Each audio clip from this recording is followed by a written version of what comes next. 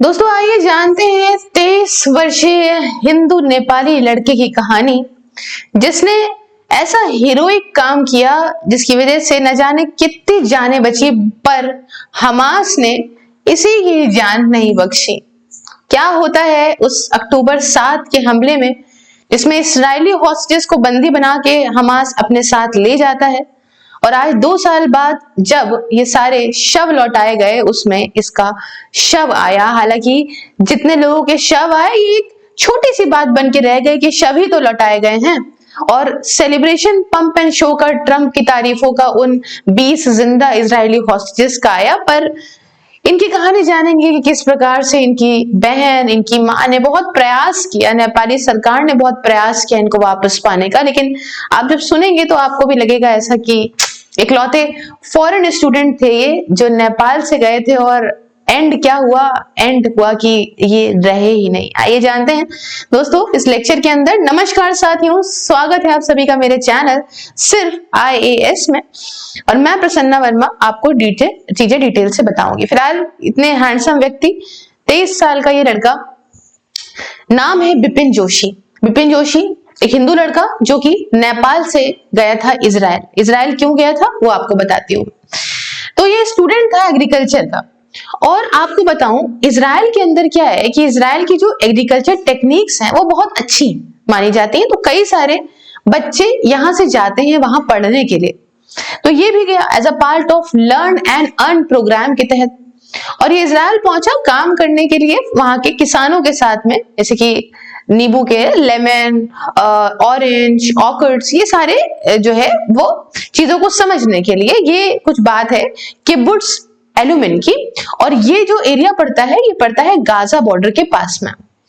तो अभी गए हुए इनको कुछ ही वक्त हुआ था, मतलब सितंबर में गए थे, 25 दिन हुए होंगे लगभग, और 7 अक्टूबर को ही अटैक कर देता है हमास, जो कि जानते हैं आप कितना भयानक अटैक रहा। 2 साल हो गए उसको चलते चलाते, फिर इजराइल ने बदला लिया और दुनिया भर का तमाशा। अब इकलौता हिंदू लड़का ये, और बाकी कुछ नॉन इजरायली थे, कुछ फॉरेन स्टूडेंट्स थे, और इकलौता ये हिंदू फॉरेन से था, यहाँ नेपाल से। और ये सारे हॉस्टेजेस को बंदी बना लिया जाता है हमास के द्वारा आफ्टर अक्टूबर 7 अटैक। तो अब आप कहेंगे कि कैसे बंदी बन गया, ये क्या हो गया? तो हुआ क्या कि जैसे मैंने आपको बताया कि ये जो एरिया था जहां पे सब कुछ हो रहा था, किब्बुत्ज एलुमिन, ये गाजा बॉर्डर के पास का एरिया था। तो जब ये दंगा लड़ाई होने लगा तो ये लड़का एक बम बंकर के अंदर जाके अंदर छुप गया। कोई नहीं। अब क्या होता है कि जो हमास है, हमास फेंक रहा होता है ग्रेनाइट, है ना? तो ग्रेनाइट फेंक रहा होता है और वो ग्रेनाइट बम बंकर के अंदर आ जाता है। तो इस लड़के की आप ये देखिए, ब्रेवरी देखिए कि इस बंदे ने उस ग्रेनाइट को पकड़ा, भागा और दूर जाके फेंका। सोचिए उसके अंदर न जाने कितने सारे लोग थे। अगर ये दूर जाके ना फेंकता तो शायद उसके अंदर के सभी लोग मर जाते हैं। पर कहते नहीं, गोरखा यहां से बिलोंग करते हैं, हिम्मती लड़का, इसने जाके फेंक के उन लोगों की जान बचाई। और कहते हैं कि इसी बीच में इसको चोट लगी, कुछ इंजरीज आई, और इसको हमास के लोग पकड़ के अपने साथ ले गए।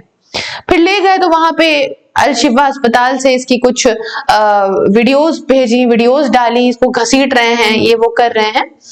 इन सब चीजों को रिलीज अगस्त में इनकी, मतलब काफी इनकी जो यंगर सिस्टर, इनकी मदर कई बार नेपाल से मतलब काठमांडू से इजराइल गई, बात करी।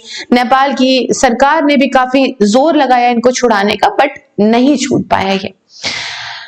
बहरहाल 14 अक्टूबर, मतलब मान लो कल ही की बात, ये ऑफिशियली कंफर्म हो गया था कि इजरायली अथॉरिटीज के द्वारा कंफर्म करा गया था कि बिपिन जो है जोशी अब ये जिंदा नहीं है। इनकी बॉडी को हमास ने इजरायली अथॉरिटीज को हैंड ओवर कर दिया है, और DNA वगैरह टेस्ट कराने के बाद इनको वापस नेपाल रिपैट्रिएट, मतलब इनको भेज दिया जाएगा।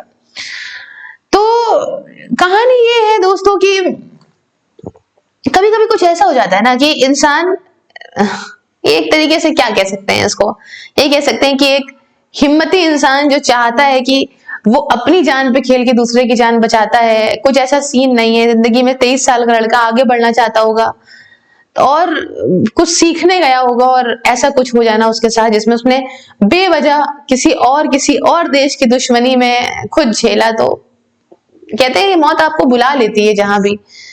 बहरहाल एक ऐसी हीरोइक घटना थी, तो ये सारे पंप एंड शो जो ट्रम्प का चल रहा है उसमें ये न्यूज दब ना जाए, इसलिए मैंने आपके साथ शेयर करना जरूरी समझा। आप ही क्या राय है आप मुझे कमेंट में बताइए। बाकी अगर आप मेरी वर्चुअल लाइब्रेरी ज्वाइन करना चाहते हैं तो मात्र 99 रुपीज में घर बैठे जाड़ा गर्मी हो या बरसात किसी भी एग्जाम की तैयारी कर सकते हैं। इसके रिगार्डिंग मुझसे बात करिए 9919785532 ऑन व्हाट्सएप एंड सिर्फ IS सेल्स ऑन टेलीग्राम पे। साथ ही दोस्तों सभी सोशल मीडिया के लिंक इंक्लूडिंग व्हाट्सएप डिस्क्रिप्शन में है, तो फॉलो तो जरूर करिए और ज्वाइन बटन को प्रेस करके मेरी मेंबरशिप को ज्वाइन करके आप मेरे काम में मुझे सपोर्ट भी कर सकते हैं। मिलती हूँ नेक्स्ट वीडियो में किसी नए और इंटरेस्टिंग टॉपिक के साथ। तब तक के लिए जय हिंद, जय भारत।